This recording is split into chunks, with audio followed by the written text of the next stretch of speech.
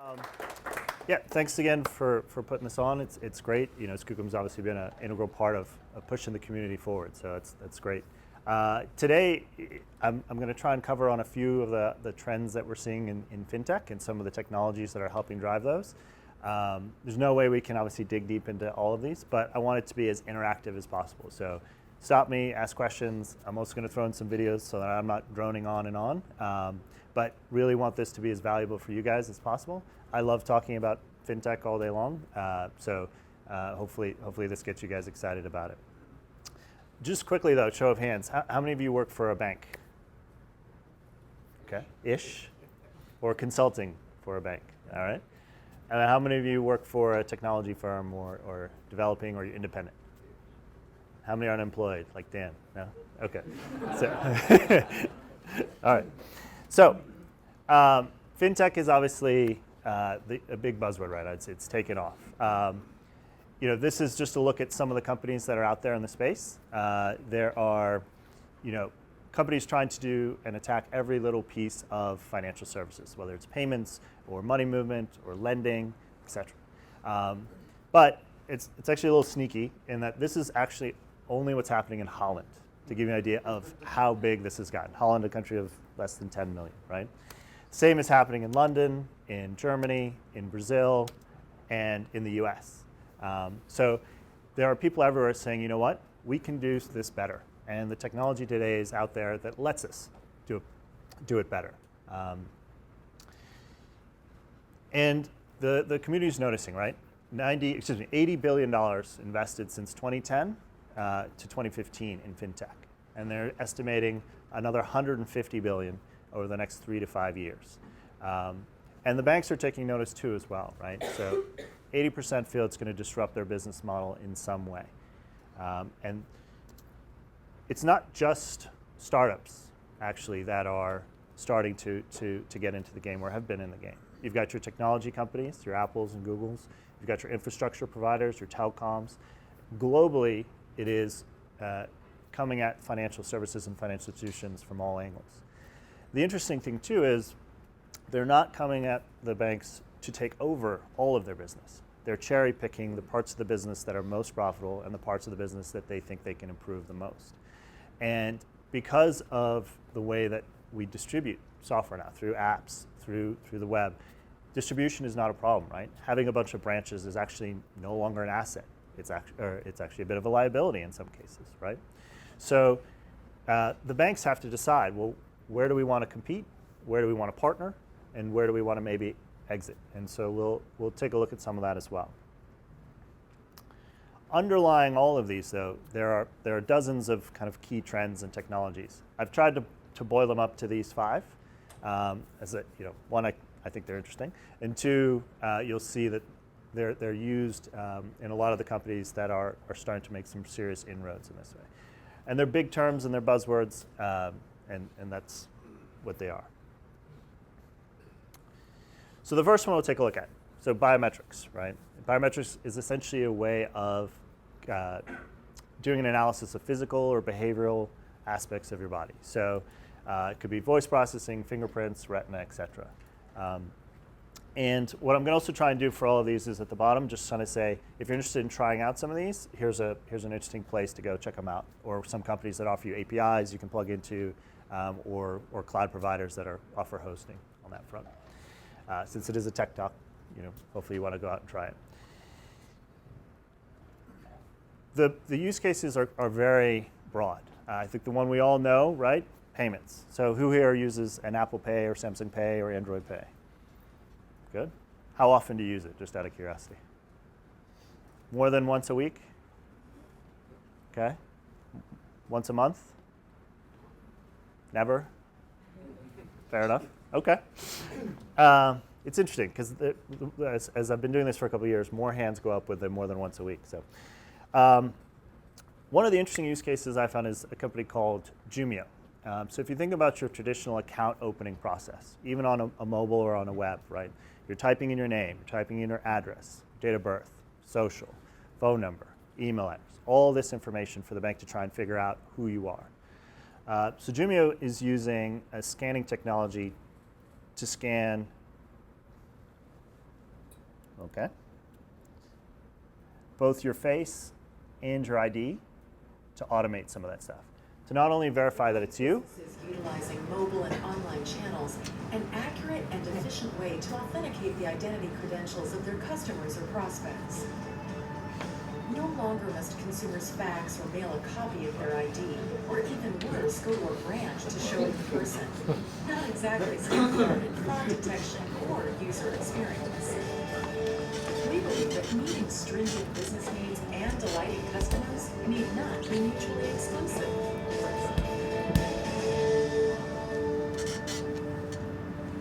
Our latest computer vision breakthrough enables consumers to position their IDs any which way, yet still accurately capture the image for authentication and data extraction.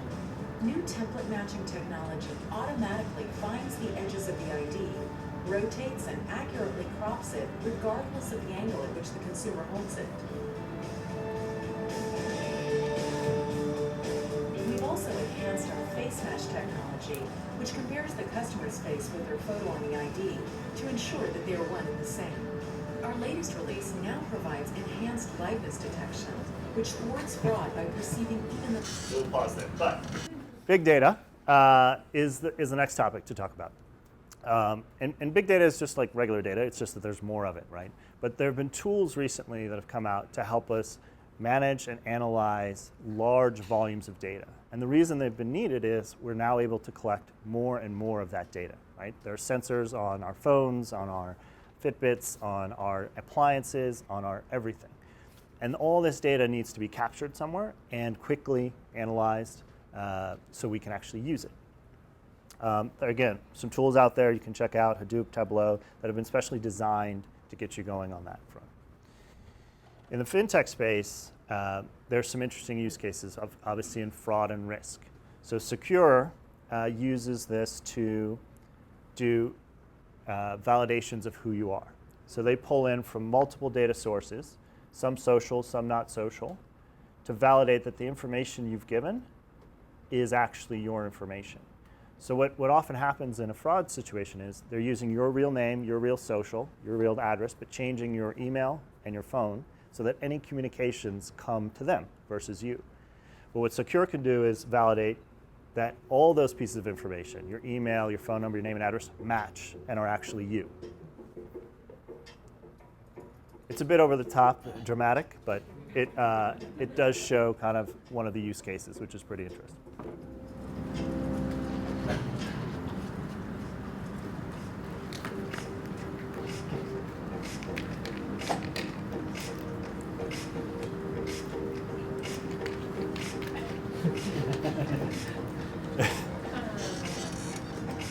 We won't make any judgments. So they'll pull in from all the different social profiles, LinkedIn, Twitter, Tumblr. There's some very interesting things you can pull out from people. For example, people use the same online IDs everywhere, for the most part. And you think about it, you probably do as well. And you don't even think about it.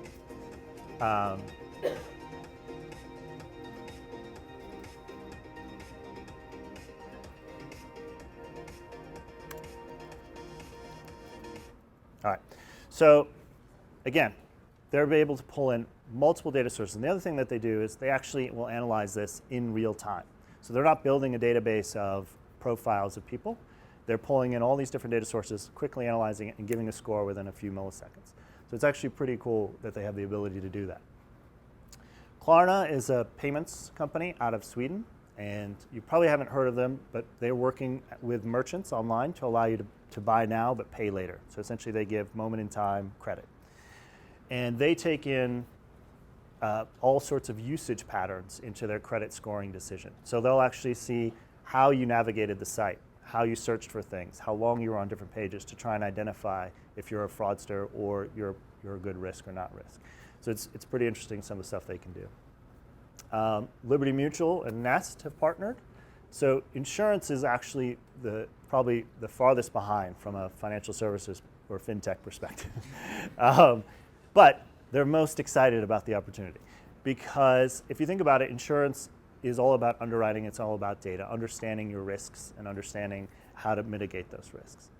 So the Internet of Things and the ability for smart devices and smart appliances to talk back to the insurance companies and give them data they normally would have never had is very intriguing to them and very exciting.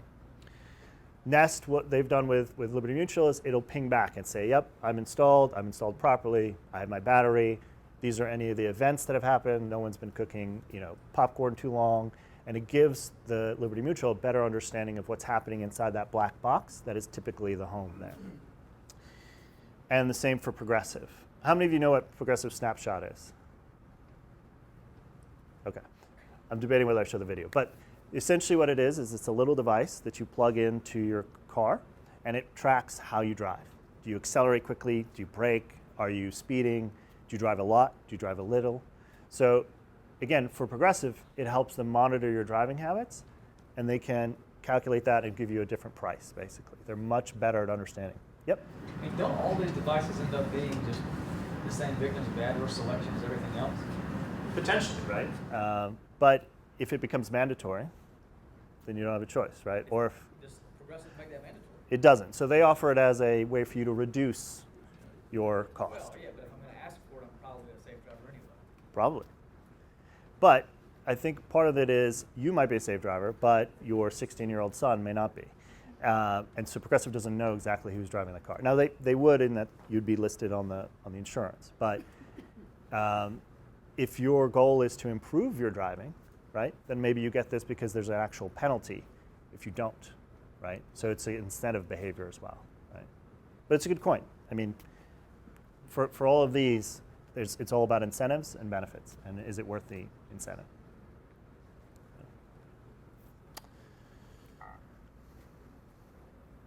All right. Next big area is in lending. How many of you heard of SoFi? Yeah? Or Cabbage? Some, yeah? So, and then Common Bond is probably the other big one. But essentially what they're using is what kind of data can we pull in to better underwrite for their loans. So SoFi specializes in student loan debt refinancing, and they take into account which school did you go to, what was your GPA, what kind of job do you have today, where do you live, how likely are you to be able to pay back your loan based on where you live, and all those other factors.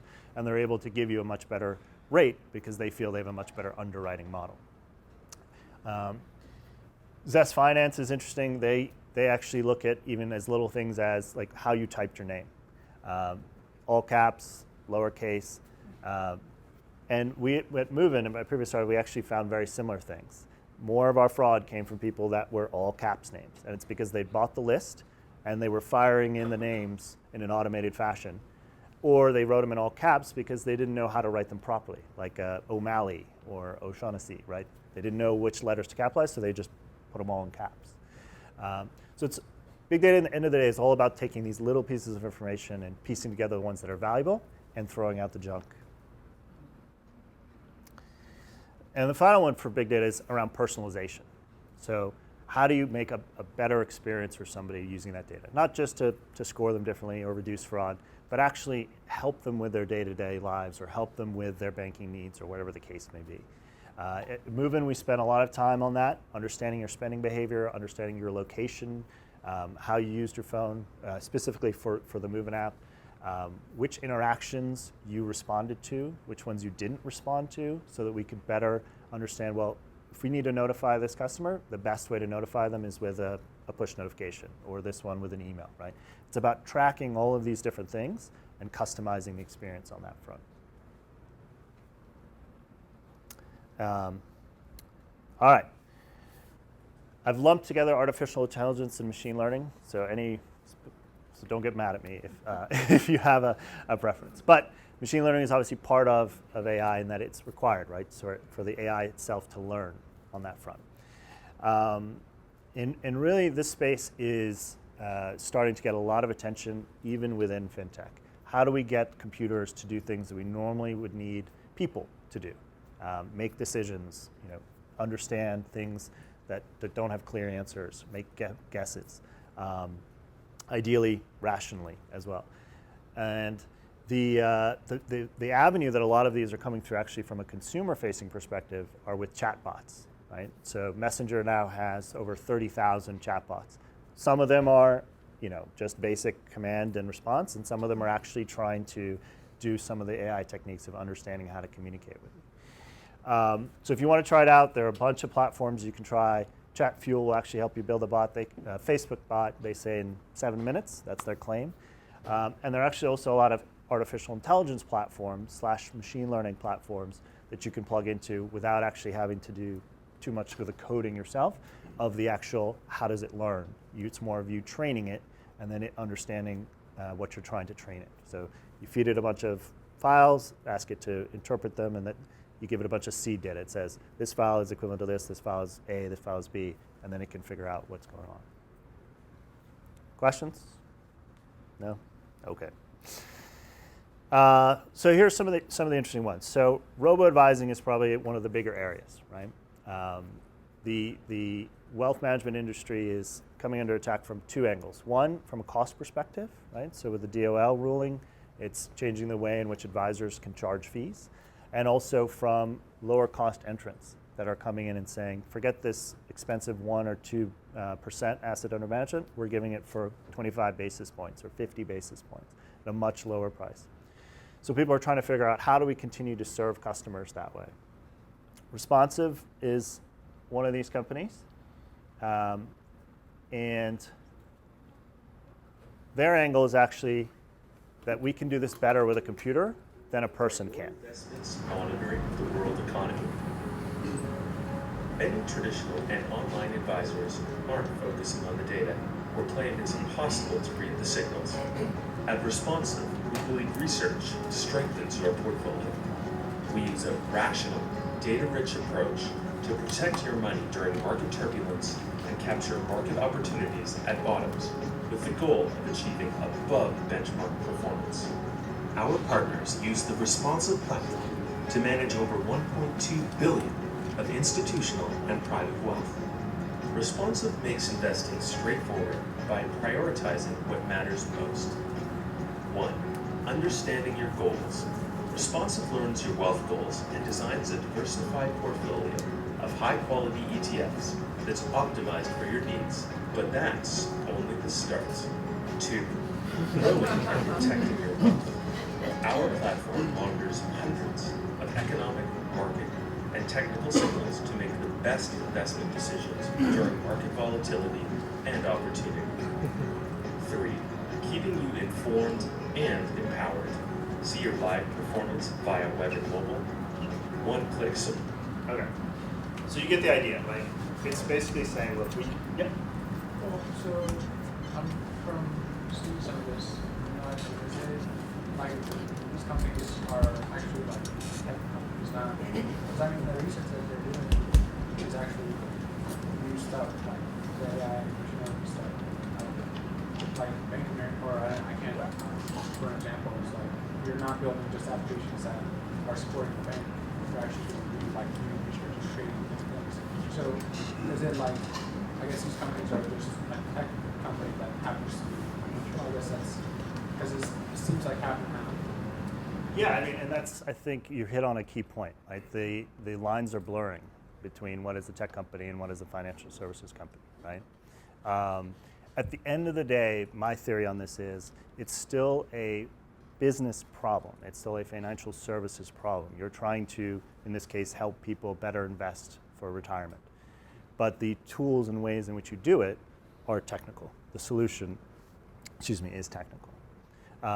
And that does mean that you need more of that technical knowledge, but at the same time, you still need to understand the business itself, right? Because in order to say, well, these are the data points that are valuable, you need someone who understands the business, right?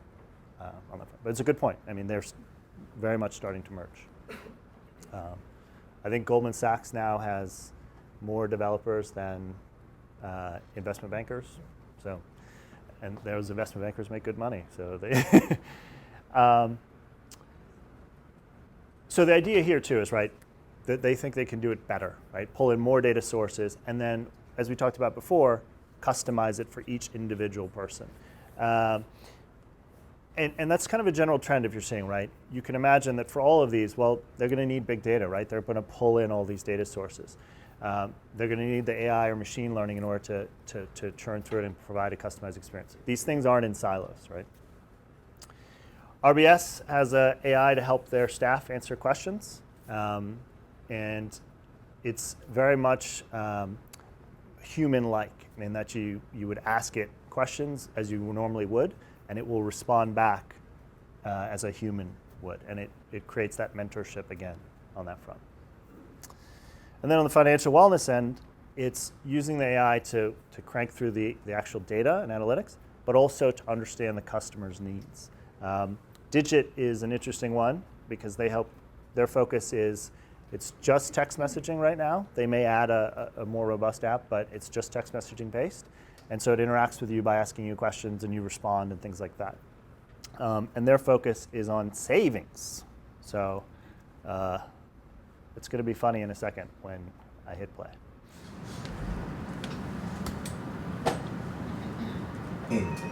Saving. You do it right. Kind of. Not really. Yeah, not really. Who can blame you?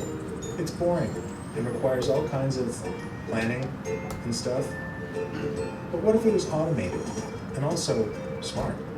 Seriously, when you link Digit to your checking account, Digit studies your spending and income history to predict your cash flow, and then checks in daily for savings opportunities. Digit sets small amounts of money aside that you don't really need for your day-to-day expenses in a way that you won't notice. A few bucks here, a few bucks there, and it adds up. That money now sits in your FDIC-insured Digit account. Digit sends you regular texts to fill you in on how much money has been saved. If you want some money back from Digit, just send a text. Boom, done.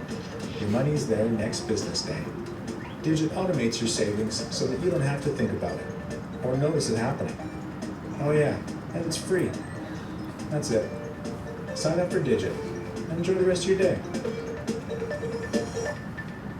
So, maybe the future is text messages? Yes? No? Maybe? No? Okay. Question. Do you have any idea, do they say, it's usually in the back forms, if they're using that big data then in the AI to go back and sell them? Because anything free, if you're free, there's a catch to it. Do you have any knowledge on that? Yeah, it's the old adage, like, if you can't see a product, you're the product. Yeah. I'm sure in their terms and conditions, they tell you we're going to use your data to either sell it. Digit's actual business model is eventually when they have enough deposits under management, they can sell those deposits to somebody and they'll get a yield off of that. That's their model. And eventually, I'm sure they'll plan on bringing in other products and services that the little Digit bot will offer. But yeah, it's a good point. Should always ask, how are they making money? So, all right. Blockchain. Yeah, oh wow, yeah, blockchain. So, quick show of hands. Who knows what blockchain is? Wow, all right. Who's heard of Bitcoin? All right. So, if you've heard of Bitcoin, you kind of know what blockchain is, but they're not the same. So, any Ace Ventura fans, Finkel, Einhorn's Finkel? No? Yes? Well, okay, one at least. So, they're not. So, blockchain is intentionally complicated or unintentionally complicated, I guess. I'm trying to simplify it here, and I will caveat this. I'm not an expert in blockchain, but I know enough to talk about it and pretend I am. So think of blockchain as essentially a ledger or a record of something that instead of being in one central place is distributed. So that it has copies everywhere.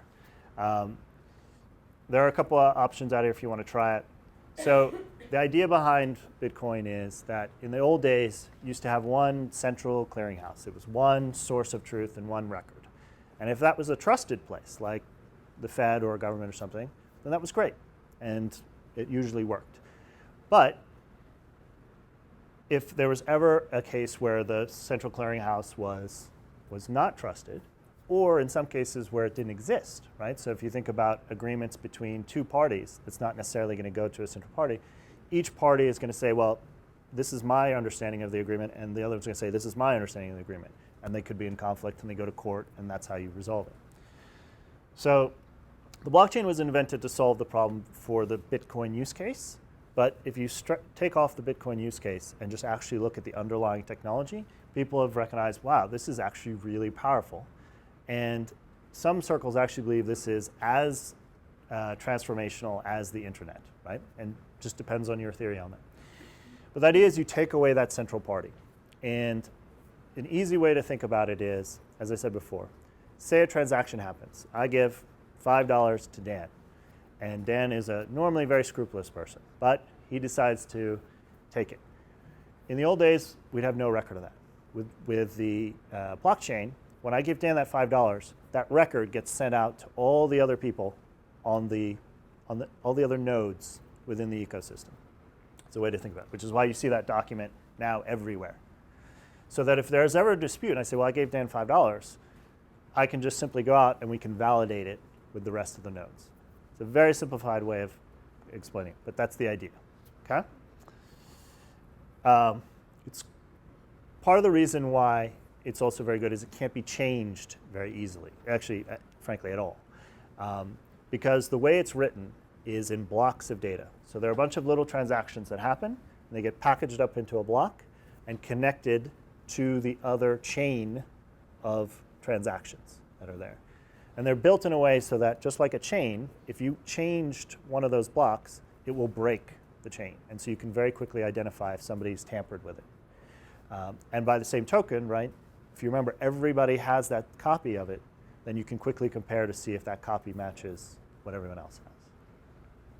I'll pause there. Questions? What's the oversight of the blockchain? There isn't one.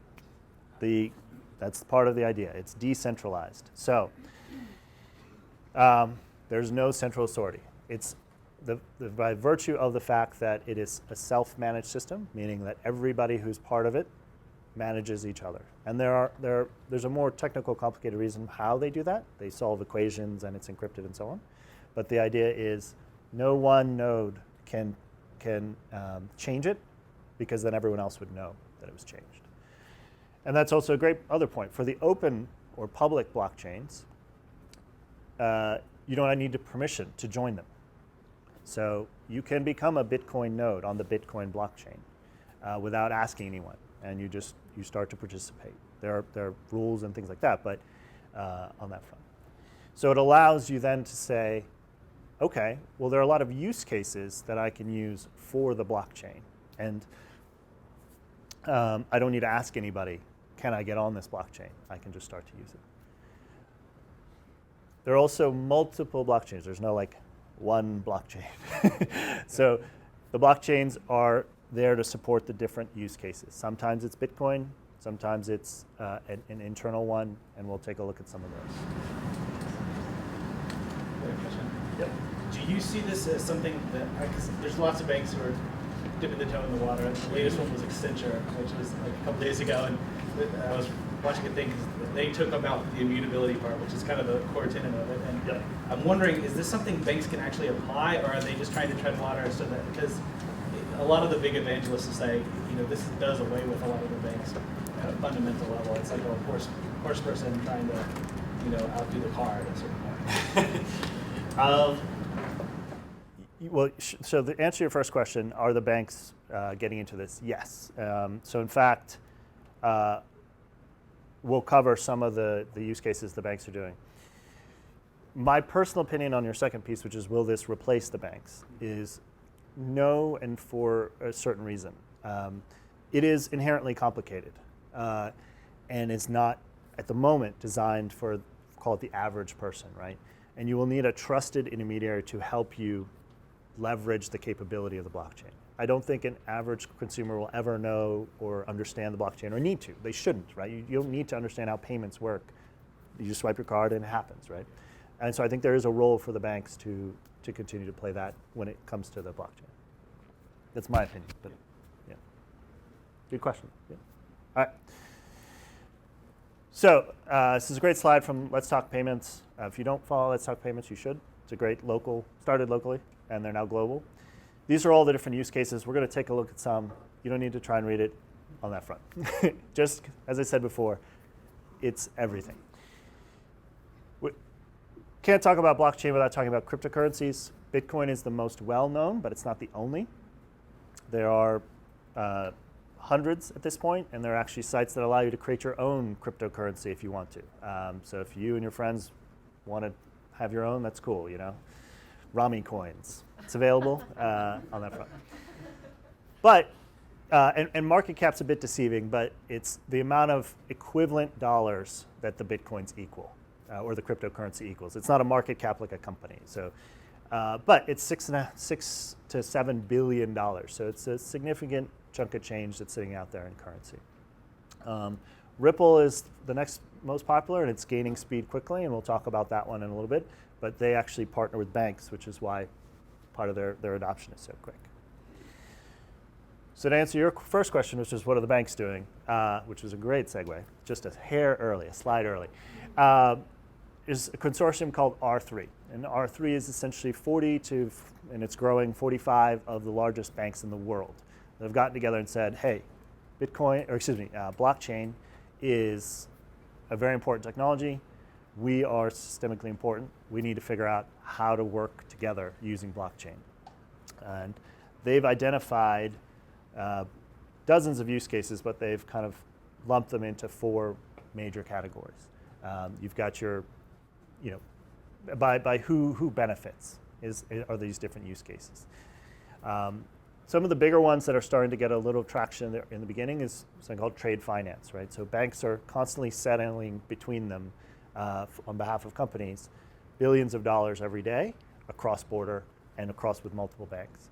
And so the R3 blockchain will allow them to record those transactions for everyone to see with some, not fully exposed, but with certain data elements covered. But so that there's a record, and again, you avoid all of those disputes of, well, this is the record I have of this transaction, and this is the record they have of the transaction, and we go to court to figure out which one of us was right. You could just come down to the blockchain and say, okay, well, here's the document. This is it. Again, oversimplifying, but that's the idea. That's some of the power behind it. And because no one owns it, there's no central authority, it'd be very difficult for anyone to actually change that record, almost impossible. That's the immutability of it. Regulators would love it as well, right? It's, again, an unchangeable record of all the transactions that you did. So if they needed to come in and see what happened, you can come in and it's there. Don't need to change anything. Couldn't change anything. Operations and individuals. Anyway, the point is, hopefully you get the idea, there are almost an infinite number of use cases for the blockchain when they're trying to solve the problem of trusting the person that you're dealing with and having a record that is not changeable. That's ultimately, whenever those are the cases, you want to use the blockchain. There's actually an interesting little workflow. I meant to put it in here of like when to use the blockchain. And the first question is, do you need a database? And if it says no, it says don't use the blockchain. So the idea is it's a record keeping system. Okay, so Ripple we mentioned before, right? So Ripple is one of the first use cases for blockchain that we'll cover today. And essentially it allows for low cost cross-border money movement. Ripple, the global real-time settlement network. Consumers and businesses have new and increasing demands for cross-border payments. Ripple connects banks around the world and allows them to offer real-time cross-border payment services to their customers. Currently, cross-border transactions require many intermediaries to execute, so settlement takes multiple days. This often creates costs and risks that make it difficult to meet today's market demands. Ripple enables cross-border payments to execute directly between banks within seconds, and provides the banks end-to-end visibility throughout the whole process. Ripple is infrastructure technology banks can adopt to power new payment services like low-value retail and corporate payments. Let's see Ripple in action, enabling a person-to-person remittance use case. On the right-hand side, you see a bank's mobile app. On the left-hand side, you see Ripple powering the core processes to execute a cross-border payment. I'll save you the video time. Basically what happens is, they log in, they say I want to send money to Bob, and I want to send this much money to Bob. Bob gets the money. And then they show you a bunch of stuff that happens in the background. But The idea behind Ripple is they're using a blockchain technology and a cryptocurrency on top to actually settle the money movement between the banks. So instead of today, which would normally happen is this bank would say, I want to send money. It goes to a central counterparty. That counterparty goes to a correspondent bank, and a correspondent bank basically helps you move and essentially helps you change dollars into, in this case, yen, right? Then it goes to the receiving bank side and their counterparty, and then back to the actual bank. And so there are all these steps, and you can imagine within each of these steps, somebody's taking a little piece of that transaction. So there's a little cost associated with each one of those. With Ripple, essentially, they are connecting the banks directly, and then to do the FX exchange, they're having an open marketplace for people to bid on that FX. So they're taking out all of these parties in the middle. And then the record of it, again, the only way that this works is you don't have that central authority anymore. All those spots in the middle is on the blockchain, the Ripple supported blockchain, right? So you as a consumer, you don't care. The only reason you care that this works is it's super, super cheap for you to send money and super fast on that front. Questions? I'm seeing a lot of like this. I can't move my eyebrows with it, but anyway. Okay. This is a little bit more into it, but the blockchain actually extends further, some of the use cases extends further than just financial services, right? So there's a company called Power Ledger, which essentially allows you to sell back some of your solar energy to the market, essentially. And in exchange, you'll get, in their case, bitcoins, but in other cases, you get dollars or whatever the case is. So it's very cool in that it combines a little bit of the Internet of Things, because you've got a device that's monitoring how much energy your solar panels are making. They'll connect you to the actual marketplace where this is being sold, and then they keep a record of that transaction on, in their case, their blockchain, their particular one. And you can have smart agreements that kick in once you reach a certain amount of power generated and things like that. But the idea is it's enabling you to take advantage of what would normally be a wasted resource. Right? Do you want to touch on perhaps the smart contracts? Sure. Really, that's the next generation of where blockchain's headed right now, and that's kind of where Power Ledger got starting to. Yeah. So I mean, I'm familiar more with smart contracts, not necessarily in the context of the Power Ledger, but essentially the idea behind a smart contract is you have the ability to write in triggers that take action based on certain events, is a simple way of putting it. So if, for example, you generate, in this case, a certain amount of energy, you have a contract that says this person will buy it from you, and it just automatically executes. Because on the blockchain, you're recording how much energy you've created, but the blockchain itself knows that once you've collected enough energy, that this contract should execute. So there's no, okay, now I've made enough, I have to call up my buyer and say I've made enough. The buyer says, okay, I'm going to go buy it. It all happens automatically.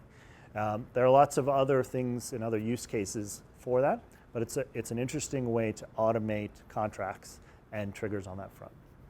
So you can take out a lot of costs. Did you want to add it, or? No, I mean, and really what it means is it extends the application paradigm into basically embedding some amount of that directly in the blockchain. And again, due to the verifiability, if there's ever a question, those rules are publicly available, which is a huge trust issue right now, like even the opaqueness of the financial system and other industries. Yep, that's good. So would you say the smart contracts, another way to think about them is that they're sort of an automated credit default swap, except good things can happen as well? Yes. Yes. So, no, it's a great question. All right. One of the interesting use cases is actually just not even financial, I mean, not even currency or dollars related, but it's around some things that banks do or central governments do around maintaining documents, like title documents. So this is a view of the Honduran title record system. It's these old leather-bound, dilapidated paper things. And so the World Bank lent them the money to basically convert all of those to an Oracle database, where it would be all high tech and last forever. The problem is, again, think about it, right? You have one central place where all that information is stored, and corrupt officials changed who owned what, who owned how much, and this is a place where a blockchain solution would make that virtually impossible. So Factum is a company that is trying to solve that problem, where essentially you would record all those titles and land ownership on a blockchain, and therefore it would be virtually impossible for it to be changed on that front. All right, the last one is an interesting trend that's also happening as part of a response to some of the disruption that banks are seeing. Sorry, I think this is a stupid question, but I'm a little confused about if the corporation has this blockchain, couldn't, like, say the people who are sending money back and forth, so if they started some blockchain database or whatever, couldn't they still, like, change those records that I hear you say virtually impossible, so if nobody else can, like, see what they're doing, that they change it? So, yeah, I shouldn't say virtually, but it is pretty much impossible. So the difference you're talking about there, though, is an open blockchain versus a private blockchain. So a private blockchain means, essentially in a nutshell, that the ownership is contained to one authority. And that's usually only done if it's an internal system that a bank may want to use or a company wants to use to track. Anytime, the use cases we're talking about are typically open blockchains, where there are multiple parties who are the different nodes. And so you would have to have all those parties change it, not just the two that were making a transaction or the one that was making a transaction. That helps. Mm-hmm. Okay.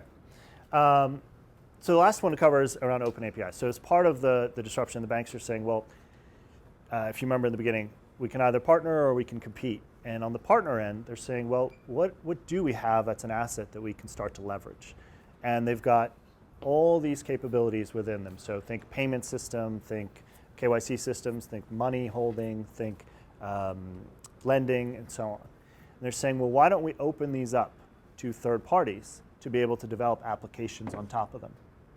And that's essentially the concept behind open APIs. It's helping the banks open up their systems to third parties to keep essentially some of that revenue within the bank and those customers within the bank. There's a couple resources if you want to look at that.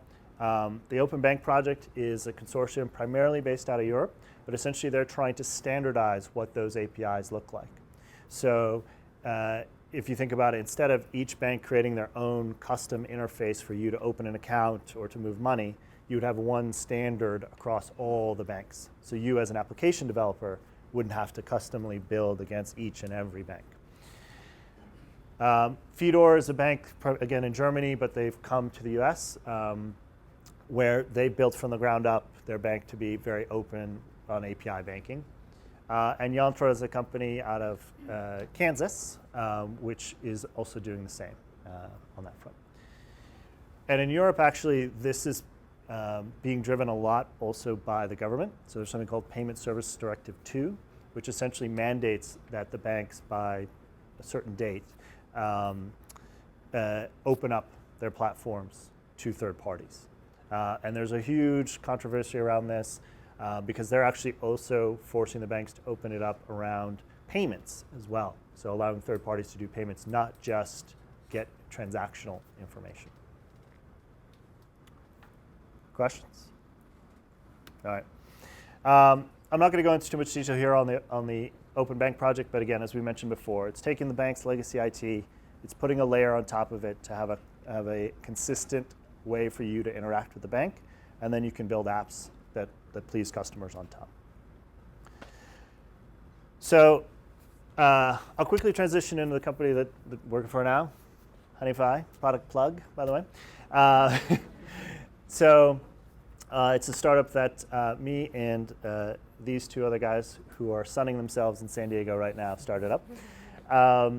And essentially, we're trying to solve the problem for couples to manage their finances. So if you think about it, how do you understand how much you're spending together? How do you understand what short-term and long-term goals you want to have? And then we want to help you actually save for those actual goals. The problem is hopefully pretty well defined, right? We're focused on millennials. They fight a lot. And there's some unique things that really have impacted them, right? So getting married later, but moving in together earlier. They've been financially independent longer, so they've been employed typically. They're now 2 earners in the household. And student debt is actually quite a big deal for many of them on that front. What we're working on now, our MVP will hopefully be ready by middle of October. And it'll have your basic budget as well as an activity feed and a shared transaction history. And then we'll have goal-based savings. So you'll be able to save for certain things together, and we'll actually pull that money into a HoneyFi savings account so that you can actually lock that savings away as opposed to just kind of saying from an accounting trick that I've saved for that money. We'll also have some social things like a chat between the 2 of you and some fun stuff you can do in the app on that front. So hopefully that was helpful. If you want to get more involved in FinTech, we're going to be using a lot of these tools. We're currently raising our seed round, but pretty soon we'll be also looking for people to join. And then there are a lot of great professional groups here in Charlotte. Yep. So you're actually going to hold the assets at HoneyFi? With our partner bank. Okay, I was going to ask you, like, as a small startup, the regulatory hurdle there was, I mean, I guess you're partnering with the bank. Yeah, so the bank is actually holding the funds. They're going to insure the funds. Your basis points on those funds are revenue? Part of it, yeah. So, but yeah, good questions. Yeah, anyway, some options there for you to get more involved. Next Money Charlotte, Pay Charlotte, and the QC FinTech Accelerator that Dan leads is also a great place to get involved. So, any questions? No? Cool. Thanks for coming down, and appreciate it.